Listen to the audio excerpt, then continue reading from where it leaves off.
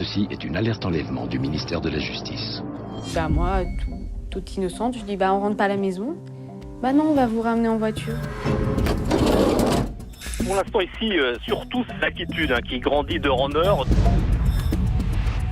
L'enjeu était pour moi de récupérer les petites filles le plus vite possible, de façon à éviter qu'elles ne vivent des horreurs. La vie de Madame Brié et ses enfants aussi a basculé ce jour-là. L'alerte enlèvement est à manipuler avec précaution parce qu'il y a un danger, c'est le poids qu'elle peut avoir dans un dossier pénal. Il faut savoir une chose, c'est que il y a des fois, ça a des fins qui sont beaucoup plus abominables que ça. Ça m'a sauvé la vie. Ça nous a sauvé la vie.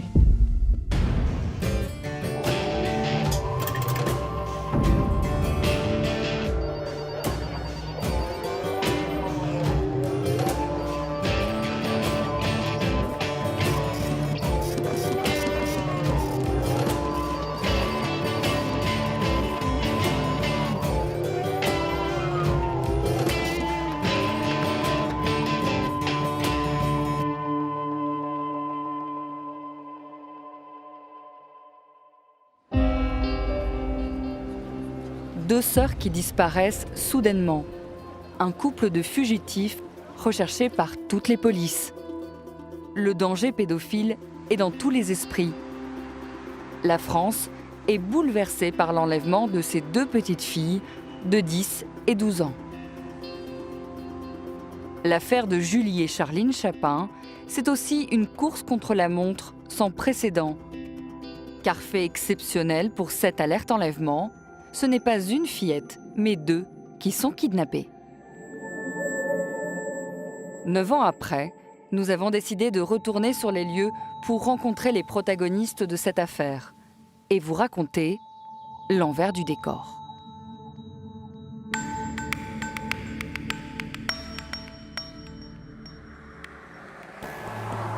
Tout commence à La Flèche, dans la Sarthe. Il est près de 20 h. Le dîner prend fin chez la famille Chapin. Marie-Noëlle Brié est une mère célibataire qui élève seule ses 4 filles depuis sa séparation avec leur père. Julie et Charline sont enthousiastes ce soir-là. Elles partent retrouver leurs amis pour jouer dans les environs. Madame Brié n'est pas tout à fait d'accord, mais elles insistent et de guerre lasse. Je pense que la maman a dit d'accord, vous restez 1 heure dehors et puis vous rentrez, vous couchez, parce qu'il sera tard.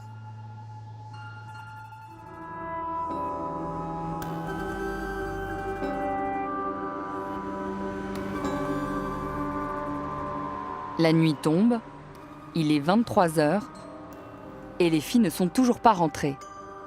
Marie-Noëlle commence à s'inquiéter. Ce n'est pas dans leurs habitudes de rentrer si tard. Elle prend son manteau et écume le quartier. Là, elle va commencer à aller chercher dans le parc, voir si ses filles y sont toujours. Elle ne va pas les trouver et elle va absolument pas penser à demander de l'aide. Mais parce qu'elle n'a pas le réflexe et parce qu'elle a surtout l'habitude d'être toute seule pour tout faire, Madame Brié. Elle est toute seule avec ses filles et elle ne veut pas déranger. Et donc, elle va essayer de chercher toute seule. C'est finalement au bout de 3 h, à 1 h du matin, qu'elle se décide à alerter la gendarmerie.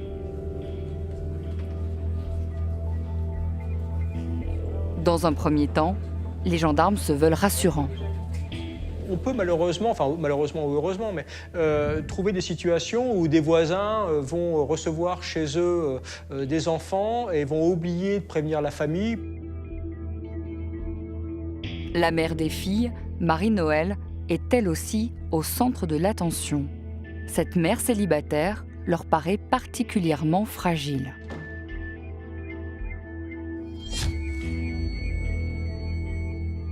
Les gendarmes ne négligent aucune piste, y compris la piste familiale. Ils se rendent au domicile des fillettes. Là-bas, ils cherchent des indices pour comprendre ce qui s'est réellement passé. Très rapidement, les militaires de La Flèche et l'officier de permanence avaient engagé un chien, une équipe cynophile, pour suivre la trace des enfants. Et rapidement, on avait constaté effectivement que le chien perdait la trace. La disparition inquiétante des sœurs Chapin est confirmée. Mais l'enlèvement, pas encore.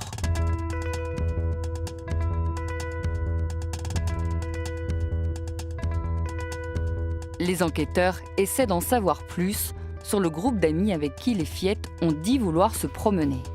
Des adultes faisaient aussi partie de la bande. La mère a en effet des vagues souvenirs d'un jeune couple avec un bébé qui traîne dans le quartier depuis quelques jours. Ce couple, qui est-il vraiment ? Sont-ils connus par les habitants ? C'est l'enquête de voisinage qui apporte plus de précisions sur eux. Un homme jeune, que je qualifie presque de banal. Taille moyenne, corpulence moyenne, comportement classique.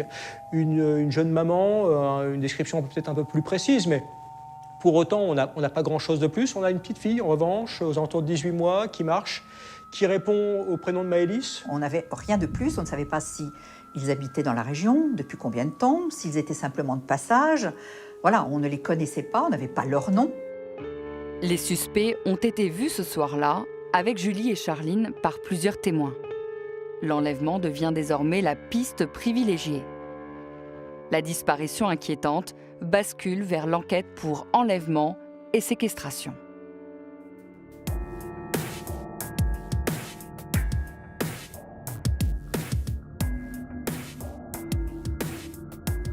« 9 heures se sont déjà écoulées depuis le signalement de la disparition des fillettes.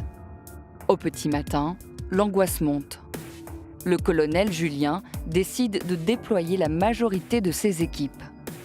Ce sont 135 militaires qui sont envoyés sur le terrain à la recherche de Julie et Charline.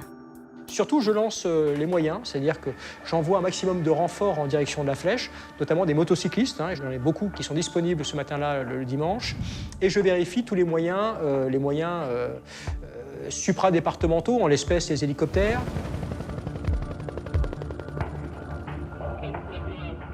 Je fais venir aussi très rapidement, c'est important je crois, une équipe cynophile, une équipe Saint-Hubert, le chien Saint-Hubert.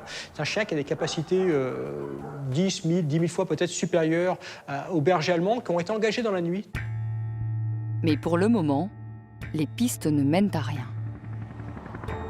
Il est presque midi. Le procureur de la République du Mans, Joël Rietor, s'entretient personnellement avec le colonel. La question d'alerte enlèvement se pose immédiatement, donc on l'évoque rapidement avec la procureure de la République au téléphone. Ils décident ensemble de passer à la vitesse supérieure. La cellule de crise se met en place immédiatement dans les locaux de la compagnie de gendarmerie de la Flèche. Le plan alerte enlèvement risque d'être déclenché à tout moment. Mais c'est le procureur, lui seul, à qui appartient cette décision lourde. Il est normal que ce soit le procureur de la République qui décide de déclencher l'alerte enlèvement ou pas. Ce qu'il faut savoir sur l'alerte enlèvement, c'est que, je vous disais, dispositif exceptionnel, elle répond à un cadre précis qui est très important et c'est aussi ce qui fait à la fois la particularité et la performance de ce dispositif.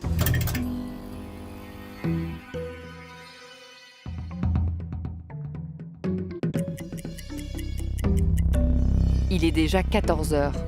Le moment est grave. Il faut prendre une décision. Le procureur hésite. Doit-il, oui ou non, déclencher l'alerte enlèvement ? On avait parlé d'alerte enlèvement, mais ce qui était un petit peu exceptionnel dans cette situation-là, c'est qu'à 21h, la maman savait que les petites filles jouaient en bas de chez elle.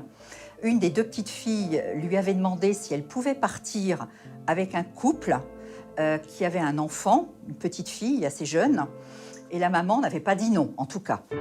S'agit-il véritablement d'un enlèvement ? Les enfants sont-ils en danger ? Autant de questions qui font douter le procureur. Quant à la mère des fillettes, elle s'enferme dans son mutisme. Le problème avec Madame Brié, c'est qu'elle ne va rien dire. Madame Brié ne va jamais s'exprimer. Madame Brié, dans le jargon sartois, on va dire c'est une taisante. Elle ne parle pas. Elle ne sait pas expliquer. Elle a qu'une peur, c'est savoir ce qui s'est passé. Cela fait maintenant plus de 13 heures que les filles sont portées disparues. Et le plan alerte enlèvement n'est toujours pas déclenché. on pèse vraiment le pour et le contre. Il y a, avant la mise en œuvre du dispositif, déjà un certain nombre d'éléments d'enquête, mais également des recherches opérationnelles qui sont mises en œuvre. Et lorsque les 4 critères d'alerte enlèvement sont respectés, il faut que l'on soit face à une disparition d'un mineur, que ce mineur soit en danger et en danger grave, que l'on soit face à un enlèvement avéré et que l'on ait un certain nombre d'éléments factuels qui puissent être donnés au public, une immatriculation, une description de personne. Dans ce cadre-là, et face à ces éléments qui sont recueillis par les enquêteurs, le ministère de la Justice peut décider de déclencher l'alerte. Ça y est, la décision est prise. L'enquête met hors de cause la mère des enfants. C'est surtout le profil de ce couple inquiétant qui fait pencher la balance. Le procureur Joël Riotor prend la main. Bon voilà, je pense que l'élément le plus important, c'est qu'on a 2 petites filles. Certes, leur mère a accepté qu'elles partent avec un couple qui pouvait finalement mettre en confiance, puisqu'ils avaient une très jeune petite fille avec eux, mais que personne ne connaissait, qui était arrivée très récemment dans l'environnement immédiat. Donc à un moment, on s'est dit, on y va.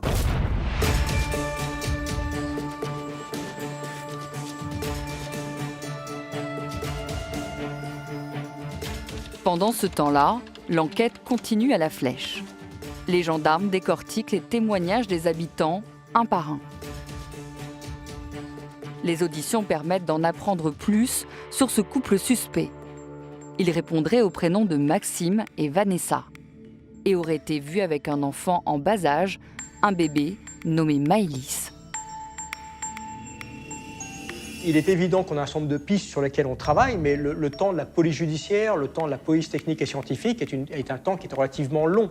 On le sait bien. Mais soudain, une autre information cruciale est recueillie. Le couple circulerait dans un fourgon blanc. Nous avons un renseignement sur un véhicule, un petit fourgon. C'est en cours d'exploitation directement avec les services de la préfecture. Enfin, toutes les pistes sont exploitées. Il n'est pas question d'attendre que l'une nous amène à une impasse pour en ouvrir une autre, bien évidemment. Dans des cas aussi graves, toutes les pistes sont explorées de façon concomitante. Du côté du procureur, tout est prêt. La photo des enfants et les dernières informations des gendarmes sont ajoutées au message d'alerte.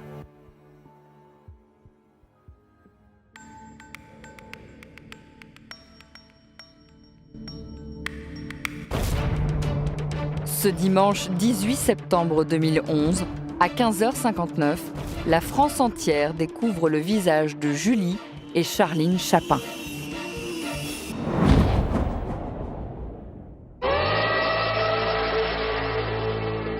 Un enfant a été enlevé. Ceci est une alerte enlèvement du ministère de la Justice. N'agissez pas seul.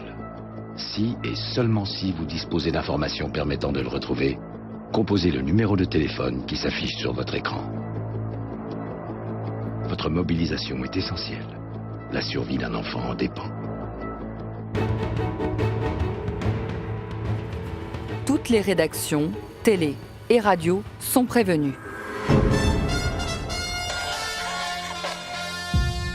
On retrouve tout de suite Christian Panvert en direct de la Flèche pour RTL. Pour l'instant ici, surtout c'est l'inquiétude qui grandit d'heure en heure. Dans le quartier où je me trouve actuellement, les habitants ont fait des copies, des photos des 2 jeunes filles qui distribuent dans les parcs, qu'ils plaquent sur les pare-brises des voitures.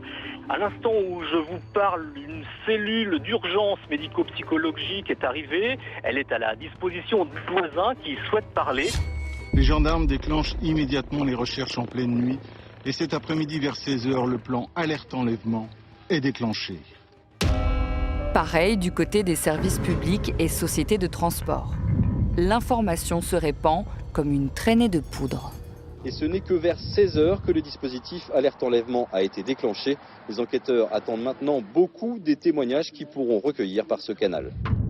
Voilà près de 16 heures que les sœurs Chapin ont été portées disparues. Tous les journalistes sont envoyés sur le terrain. C'était pas la première, mais une alerte d'enlèvement, c'est toujours une ambiance, j'allais dire, différente. des circonstances différentes. On a le sentiment effectivement de participer à l'action, pas seulement de faire un reportage. On se dit que finalement que notre intervention, si elle est rapide, elle peut aussi permettre d'aller plus vite. Donc on se sent certainement plus investi que dans un reportage lambda. Ce n'est plus le problème d'une famille et de la gendarmerie ou de la police ou de la justice. C'est l'ensemble de la France qui se met à la recherche de deux petites filles et de façon indirecte, ou presque directe d'ailleurs, à la poursuite des ravisseurs. Donc tout le monde, effectivement, est devant sa télévision, y compris dans les centres opérations, où on fait non seulement son travail, mais on a toujours un œil et une oreille en direction de ce qui se passe. Ouais. Malgré le lancement de l'alerte enlèvement, l'inquiétude demeure au sein des équipes. Je crois que c'est honnête de ma part de dire, est-ce qu'on fait bien? Est-ce qu'on ne met pas en route quelque chose qui est quand même assez considérable, alors qu'on va peut-être retrouver ces petites filles, qu'on va découvrir peut-être que la maman finalement connaissait les parents? Mais si l'angoisse est aussi palpable, c'est à cause du fantôme d'une affaire récente, la mort dramatique d'une enfant de la région, Marina, 3 ans auparavant. Le père de la petite Marina, retrouvée morte dans un entrepôt près du Mans cette semaine, a avoué avoir inventé cette histoire de disparition. Il a été arrêté et mis en examen avec la mère pour homicide volontaire sur mineur de moins de 15 ans et séquestration. La petite Marina, 8 ans, aurait donc été tuée par ses parents. Un enlèvement simulé par des parents pour maquiller le meurtre de leur fille. Une tragédie très médiatisée et qui pointe du doigt les gendarmes et la justice. À l'époque, ce sont déjà le procureur Rietor et le colonel Julien qui sont sur l'affaire. Ce drame les a marqués. On apprend surtout de ses échecs. Et je crois que j'avais surtout beaucoup appris avec l'affaire Marina. Hors de question de revivre un tel cauchemar pour les enquêteurs. Plus que jamais, ils doivent retrouver Julie et Charline en vie.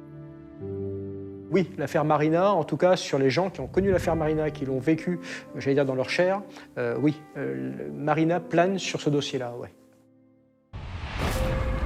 La cellule d'appel est sur le qui-vive. Les gendarmes réceptionnent les centaines d'appels qui arrivent. Et enfin, une première piste se dessine. Un témoin qui parle d'un élément suspect.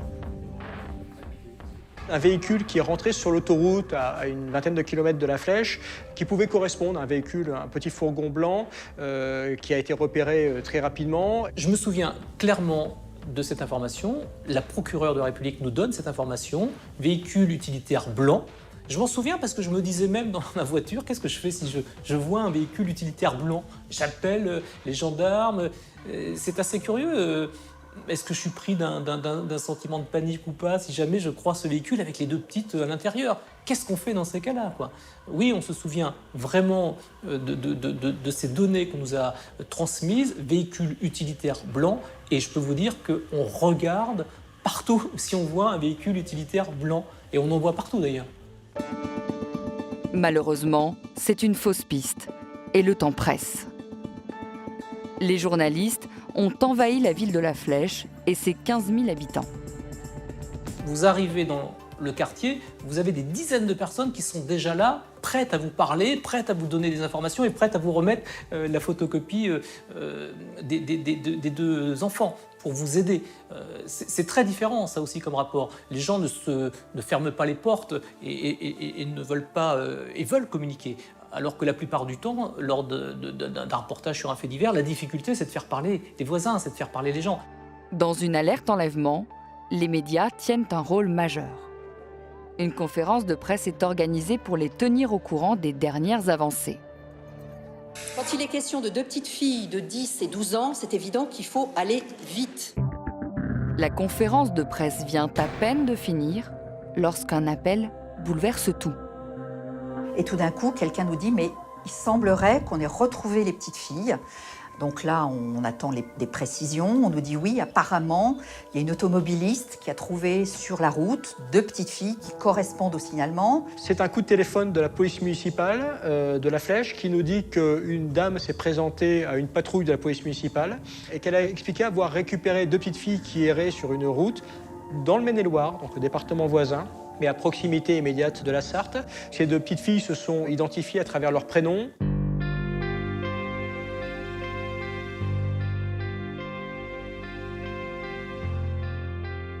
Pour nous, c'est d'abord... J'en frémis en vous en parlant, mais c'est d'abord un soulagement énorme. C'est une émotion intense. Un peu de fierté quand même. On l'a fait. Elles ont été retrouvées saines et sauves, Charline et Julie, il y a un peu plus d'1 heure. Depuis la nuit dernière, les 2 fillettes de 12 et 10 ans avaient disparu dans leur quartier de Saint-Germain-du-Val, au nord de la Flèche. Des dizaines de gendarmes étaient à leur recherche. Julie et Charline sont retrouvées vivantes. C'est la 10e fois que l'alerte enlèvement est une réussite. On a su rapidement que l'automobiliste avait entendu l'alerte enlèvement, qu'elle était avec sa fille, que toutes les deux qui voyaient ces 2 petites filles sur le bord d'une route ont leur attention attirée et se sont arrêtées. Ça aurait pu beaucoup plus mal se terminer. Nous, on a eu de la chance. Tout le monde a été opérationnel, tout le monde a été fantastique. Il faut savoir une chose, c'est que il y a des fois, ça a des fins qui sont beaucoup plus abominables que ça. L'alerte est retirée officiellement à 18h50. C'est une satisfaction, c'est un soulagement, et en même temps, quand on travaille sur le profil des gens qui les ont enlevés, on se dit, oulala, elles sont quand même parties pendant presque une journée, que leur est-il arrivé? C'est vraiment une question qu'on se pose. On est à la fois soulagé et on se dit d'où elles reviennent, quoi.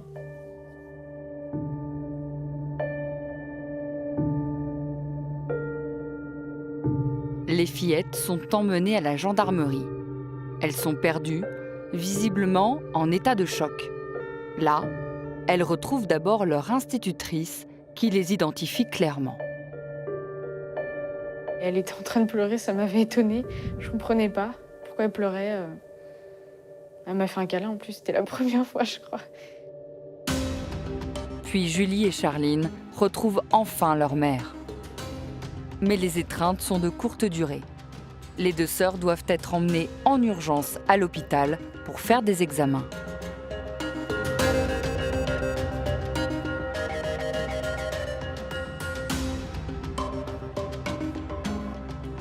À leur arrivée, on prend leurs vêtements pour y chercher des traces d'ADN.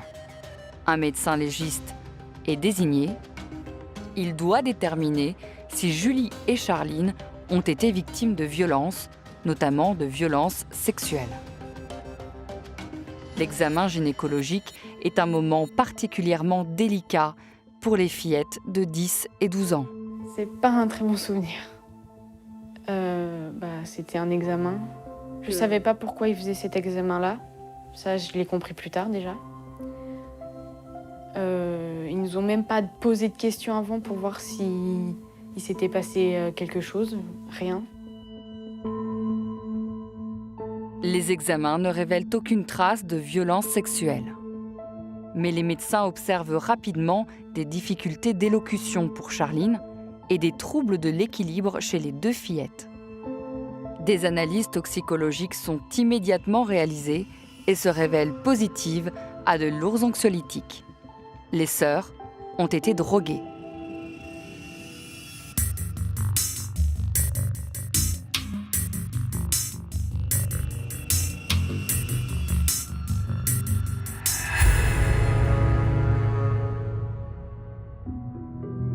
Le lendemain, Julie et Charline sont entendues par une brigade de gendarmes spécialisée dans les auditions des mineurs. Les fillettes se confient. Elles parlent du couple qui les a abordées. C'était comme un couple qui était là avec son enfant et qui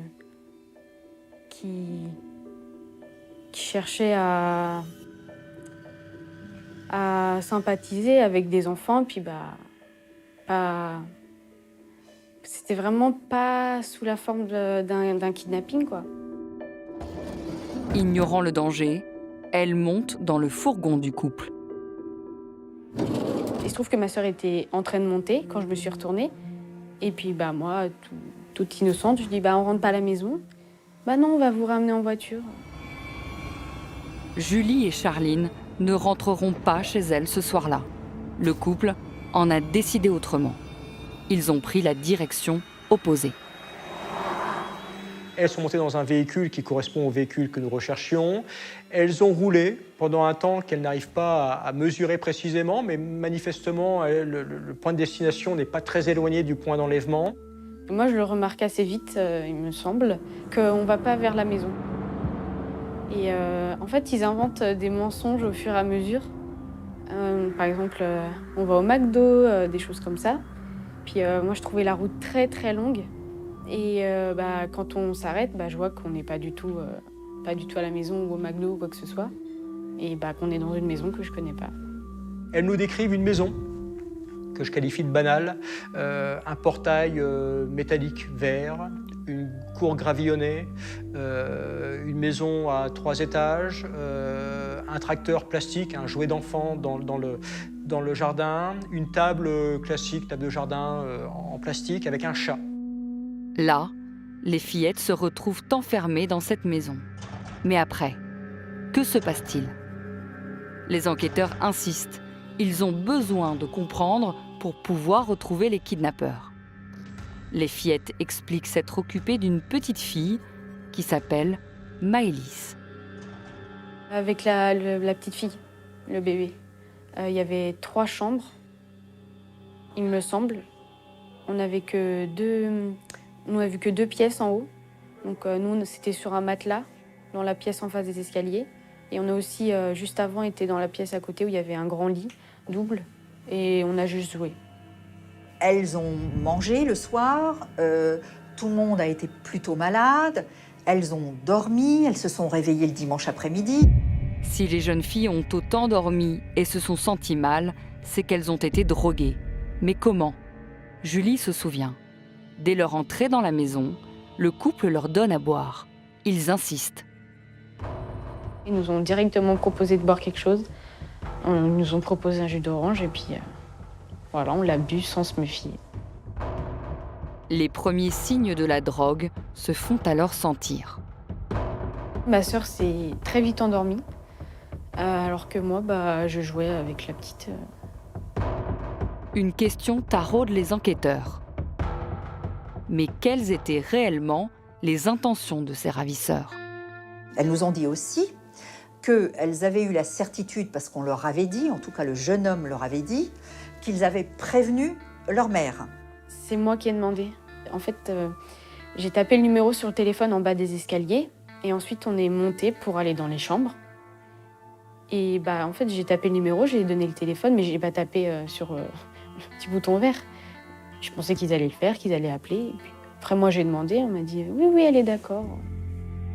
Leur mère n'a évidemment jamais été appelée par le couple.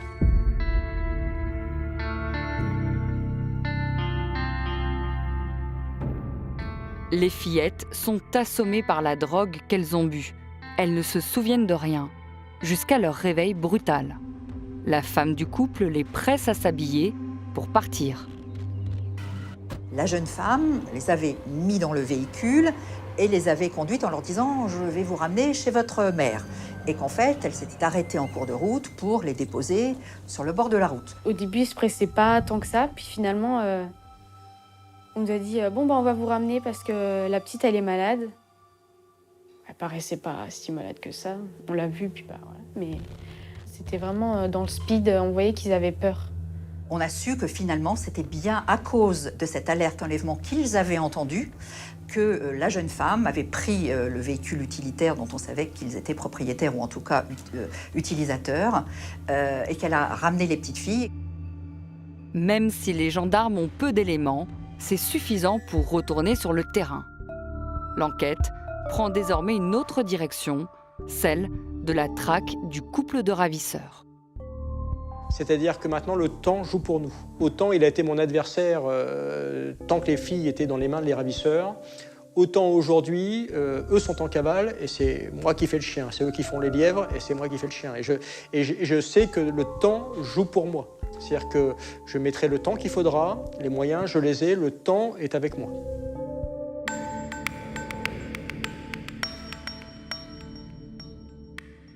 Deuxième titre de l'actualité ce matin, l'histoire de ces deux fillettes enlevées puis retrouvées saines et sauves dans la Sarthe après le déclenchement du plan alerte enlèvement. La police recherche toujours le couple avec lequel elles étaient parties se promener samedi soir. Les enquêteurs sont tous déterminés. Il faut retrouver ce couple de kidnappeurs, coûte que coûte.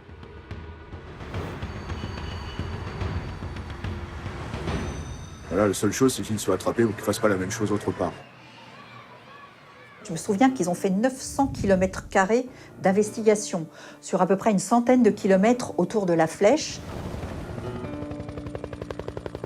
Les gendarmes ratissent maison par maison, village par village, pour retrouver un pavillon ressemblant à celui décrit par les sœurs Chapin. Des réservistes sont même appelés en renfort. Une semaine plus tard, le samedi 24 septembre, ils font une découverte intéressante. Un gradé de la brigade de la Flèche, dans une commune voisine, qui s'appelle Torré-les-Pins, voit une maison qui peut correspondre. Donc, comme l'habitude en est prise, l'environnement est fait assez rapidement. Le propriétaire est un monsieur âgé, un retraité, qui est propriétaire d'un véhicule fourgon C15.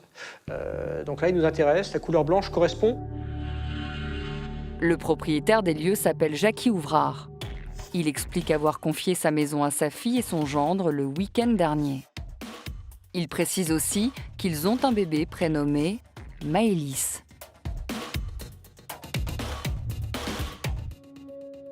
La police scientifique intervient sur place. Il confirme la suspicion des gendarmes. C'est bien ici, dans cette maison, que les fillettes ont été séquestrées. L'audition de ce témoin nous confirme que les prénoms du couple de ravisseurs étaient des prénoms d'emprunt, ce qui était assez évident pour nous d'emblée. En réalité, l'homme s'appelle Edi Adjab, il a 23 ans. Et sa compagne est à peine plus âgée, Noélie Ouvrard a 24 ans. Ils vivent avec leur bébé en région parisienne, à Gennevilliers.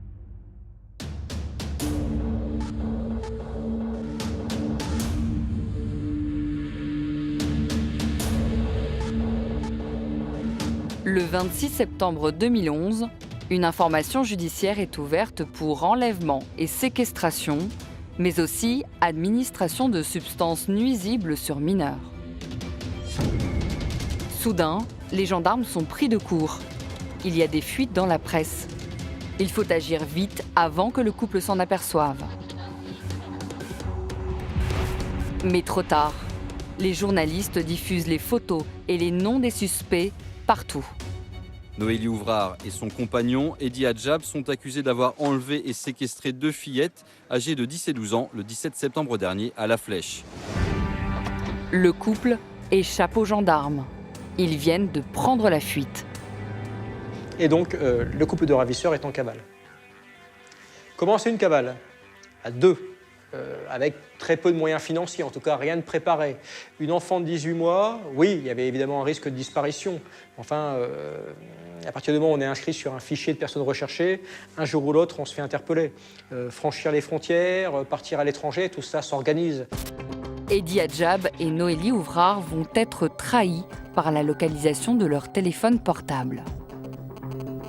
Finalement, le couple fugitif est interpellé quelques jours plus tard, le 30 septembre 2011, sur un parking de supermarché à Magny-en-Vexin, en Île-de-France.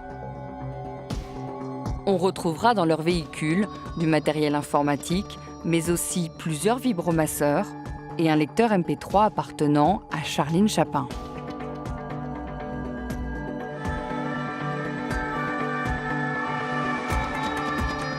Le couple est placé en garde à vue d'abord en région parisienne, puis ils sont transférés à La Flèche. Ils nient d'emblée les faits d'enlèvement. Alors Edi Adjab et Noélie Ouvrard, sa compagne, ont la même réaction au moment où ils sont arrêtés, à savoir que pour eux tout ça est un énorme malentendu, qu'effectivement ils ont pris en charge les enfants, mais qu'à aucun moment il ne s'agissait de les enlever et encore plus d'abuser d'elles. En revanche, le ton monte lorsqu'Eddie Adjab est confronté aux résultats des perquisitions menées chez lui et au domicile de son beau-père. On y retrouve encore une fois des godemichés, ainsi qu'un appareil photo et les mêmes médicaments qui ont été retrouvés dans le sang des fillettes. Mais surtout, les enquêteurs mettent la main sur de nombreuses photos et vidéos à caractère pédopornographique. On y voit des enfants et de très jeunes filles nues, attachées ou qui s'adonnent à des pratiques sexuelles. C'est quelqu'un qui, d'ores et déjà, correspond à l'idée qu'on se fait de celui qui enlève un enfant. C'est-à-dire que quand on enlève un enfant, bien souvent derrière l'idée, c'est que peut-être on va vouloir abuser de l'enfant. Et que c'est vrai qu'en toile de fond, ce qui est présent sur les ordinateurs d'Eddie Adjab vient nourrir cette espèce d'image déjà qu'on veut faire, qu'on veut lui donner avant d'avoir commencé véritablement les investigations. Le couple a beau être entendu séparément, leur position est identique. Pour eux, ils ne sont pas coupables d'enlèvement. Alors la garde à vue va durer 48 heures. Elle est interrogée. Les explications qu'elle donne sont, pour synthétiser, elle n'a jamais eu l'intention d'enlever ces deux petites filles. Et elle est présentée à un juge d'instruction.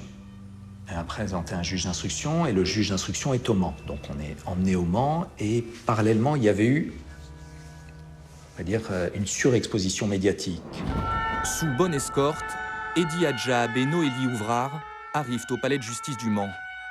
Présentés hier à un juge d'instruction, les voilà mis en examen pour enlèvement et séquestration de mineurs. Maintenant, c'est le temps de l'instruction. Les enquêteurs analysent chaque vidéo et photographie pédopornographique retrouvée. Un travail de longue haleine, mais qui porte ses fruits. Il révèle notamment 4 autres victimes potentielles d'Eddie Adjab, certaines sont mineures. Il est mis en examen du chef de viol sur mineurs de moins de 15 ans. Et là, on a terriblement peur. On s'aperçoit que c'était des gens qui collectionnaient des photos pornographiques, que c'était potentiellement des pédophiles. Mais ce n'est pas tout. On découvre une plainte déposée par une ancienne collègue de Noélie Ouvrard, Virginie H. Elle accuse Eddie Adjab et Noélie Ouvrard de l'avoir droguée à son insu et d'en avoir profité pour prendre des photos d'elle inanimée et à moitié nue. La plainte date de septembre 2011, à peine quelques jours avant l'enlèvement de Julie et Charline. Autre coïncidence, la substance médicamenteuse utilisée est étrangement la même que celle que l'on retrouve dans le sang des petites Chapin. Le couple doit répondre de ces faits. Ce que l'on a pu comprendre du dossier, c'est d'après le travail du juge d'instruction, ça avait été plutôt mis dans la boisson pour qu'il n'y ait pas de souvenir. C'est le seul élément qu'on a eu dans le dossier. De sa part, il n'y a pas eu de véritable explication. Elle ne l'a pas contesté. Était-elle à l'origine? Est-ce que c'est elle qui avait eu l'idée? Du côté d'Eddie Adjab, pas de réponse non plus. Il collabore dans un premier temps, puis très vite, il se braque et décide de se taire. Il s'est senti quasiment jugé d'avance, traqué, mais il a eu le sentiment, et c'est en cela qu'il est intelligent, il a eu le sentiment que quoi qu'il dise, de toute façon, ça n'allait pas faire évoluer les choses en sa faveur dans le dossier.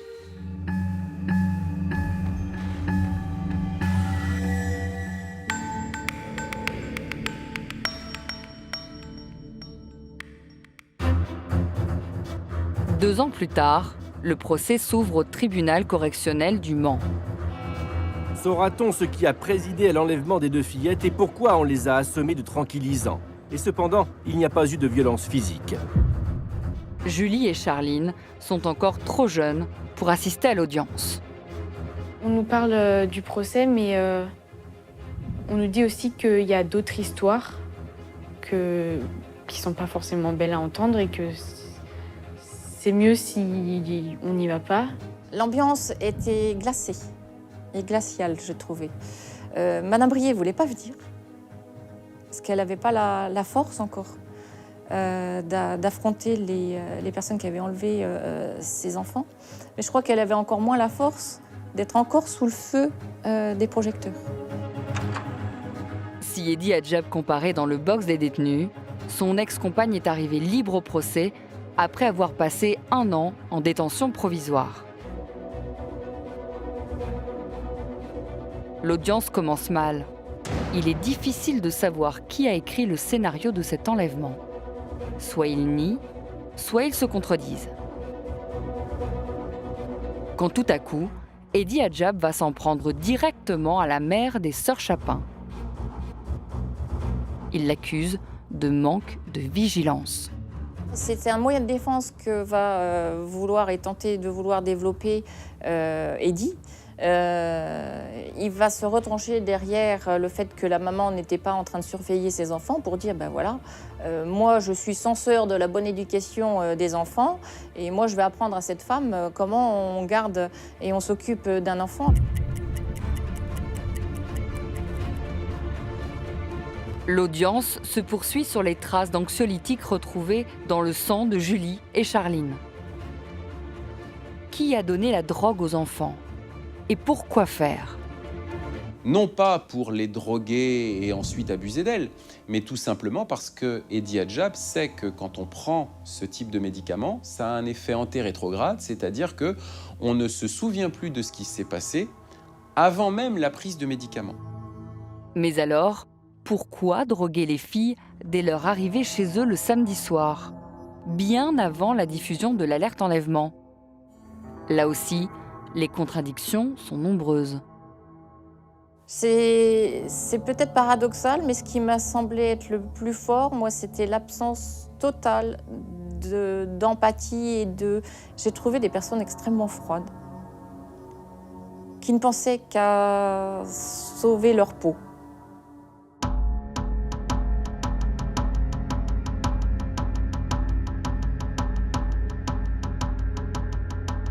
Pendant l'audience, Noélie Ouvrard continue de s'afficher passive et Eddy Adjab ne parle pas.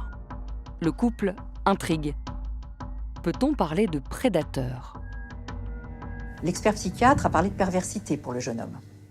La jeune femme, c'était plutôt une logique de couple, pas une servilité parce qu'elle avait une certaine forme de personnalité, mais en tout cas, elle était amoureuse de son compagnon. Mais voilà, le psychiatre, lui, parle de perversité et de dangerosité criminologique. La particularité d'un couple, c'est que ils additionnent leurs compétences négatives et positives, si je puis dire. C'est-à-dire, ça va être une force supplémentaire. Le fait qu'il y ait un homme et une femme, la femme peut mettre en confiance plus des petites filles, peut-être, qui se méfient moins, s'il y avait eu seulement un homme. Entre eux, ils peuvent adapter leur stratégie, si stratégie il y a. Et la stratégie n'est-elle pas aussi d'avoir utilisé leur bébé Maëlys comme appât ? La question est soulevée à l'audience. Oui, alors l'utilisation de l'appât, c'est quand même pas fréquent, mais c'est récurrent. C'est-à-dire que ça arrive régulièrement. Et cet appât, c'est quelqu'un de nature à mettre en confiance donc la personne que l'on vise. Donc ça peut être la femme ou la partenaire de l'agresseur, quand il y a 2 agresseurs comme ça en binôme. Et ça peut être quelquefois aussi des enfants ou un enfant. Après 2 jours de procès, le verdict tombe. Eddy Adjab est condamné à 6 ans ferme. Il est reconnu coupable d'enlèvement, de séquestration et administration de substances nuisibles sur mineurs. C'est toujours compliqué d'interpréter un jugement, surtout dans ce type de fait, parce que l'enlèvement des fillettes, parce que c'est de ça qu'on parle, c'est de ça qu'était accusé Eddy Adjab, c'est une infraction qui laisse place à l'imaginaire.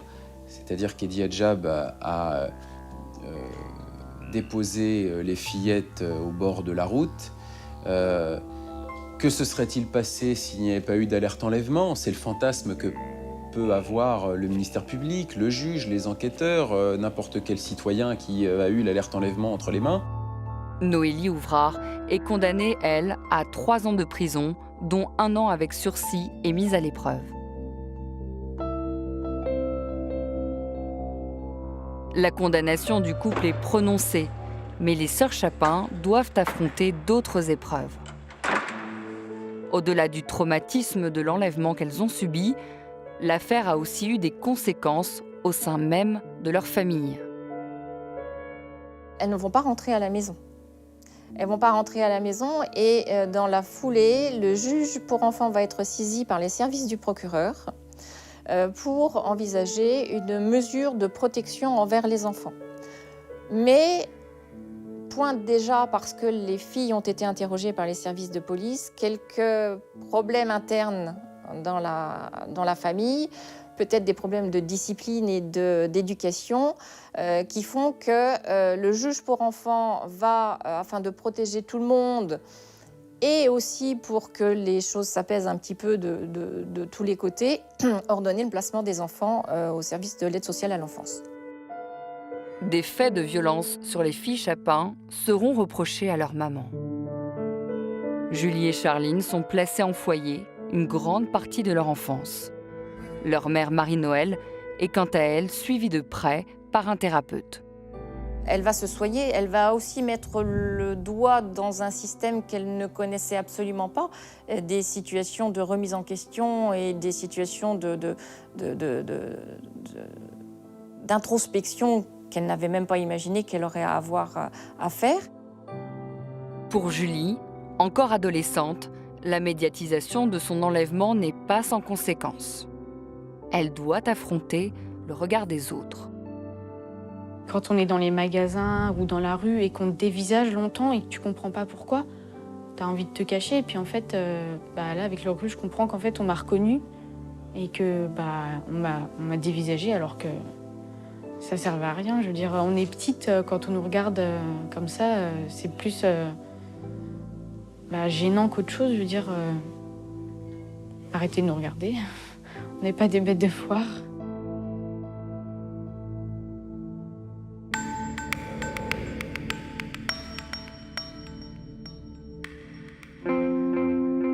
Aujourd'hui, Julie a 18 ans.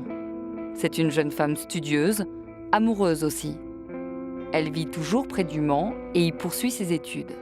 Elle voudrait devenir médecin.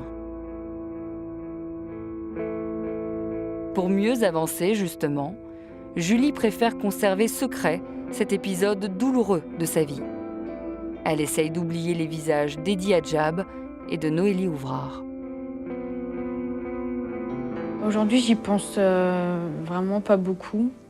C'est pas quelque chose qui m'empêche de vivre comme ça pourrait le faire avec d'autres personnes. Après, au moment où j'ai appris qu'ils étaient sortis, il y a une petite période, peut-être 1 mois, où j'ai fait des cauchemars. Quant à sa grande sœur Charline, elle a maintenant 20 ans et vit toujours à la Flèche. Elle vient tout juste de devenir maman. Une page est tournée pour les sœurs Chapin. Bien qu'à chaque alerte enlèvement, Julie ne peut s'empêcher d'être replongée dans son passé. L'alerte enlèvement, pour moi, c'est vraiment un dispositif primordial. Pour nous, ça nous a vraiment aidés. Sans ça, voilà, j'ai même pas envie d'imaginer ce qui se serait passé. Ça m'a sauvé la vie. Ça nous a sauvé la vie.